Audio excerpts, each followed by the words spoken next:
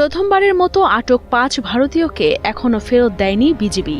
বিএসএফের শীর্ষ কর্মকর্তারা জানান, এটি বিগত কয়েক বছরের মধ্যে প্রথম ঘটনা যেখানে বিজিবি অনুপ্রবেশকারী ভারতীয়দের ফেরত দেয়নি, যা তাদের জন্য একটি বিস্ময়কর ঘটনা। ১৮ আগস্ট রবিবার চাঁপাইনবাবগঞ্জের শিবগঞ্জ উপজেলার রঘুনাথপুর সীমান্তের পদ্মা নদীতে নৌকায় করে গরু পাচারের সময় ৩টি ভারতীয় গরু এবং দেশীয় অস্ত্রসহ ৫ ভারতীয়কে আটক করে বিজিবি। ভারতের সীমান্তরক্ষী বাহিনী বিএসএফ জানিয়েছে, আটক ভারতীয়দের ফেরত দেওয়ার জন্য তাদের সাথে কয়েক দফা পতাকা বৈঠক হলেও আটকদের ফেরত দেয়নি বিজিবি। বিএসএফ এর এক শীর্ষ কর্মকর্তার দাবি, প্রবল স্রোতের কারণে নৌকা দুটি বাংলাদেশের জলসীমায় প্রবেশ করে। আটক ভারতীয় নাগরিকদের কোনো খারাপ উদ্দেশ্য ছিল না উল্লেখ করে তারা দুই সীমান্তরক্ষী বাহিনীর মধ্যে সুসম্পর্ক বজায় রাখার স্বার্থে আটক ব্যক্তিদের ফিরিয়ে দেওয়ার অনুরোধ জানান। বাংলাদেশের বর্তমান পরিস্থিতির কারণে আটক ভারতীয় নাগরিকদের ফিরিয়ে দিতে অস্বীকার করে বিজিবি। গোয়েন্দা তথ্যসূত্রে জানা যায়, আটক ৫ জন ভারতীয় গরু চোরাকারবারি যারা নিয়মিত বাংলাদেশের ভেতরে গরুসহ অন্যান্য মালামাল চোরাচালান করে থাকে, তাই তাদের স্থানীয় পুলিশের হাতে তুলে দেওয়া হয়।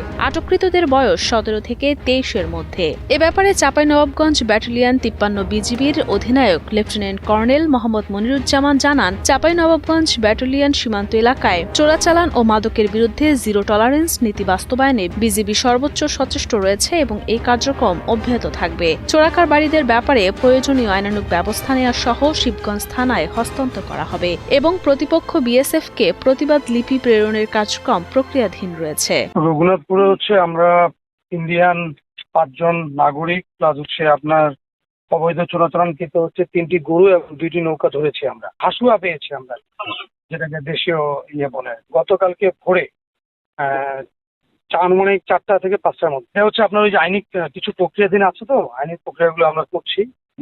অলরেডি আপনার আইনানুগ ব্যবস্থা নেওয়া হচ্ছে।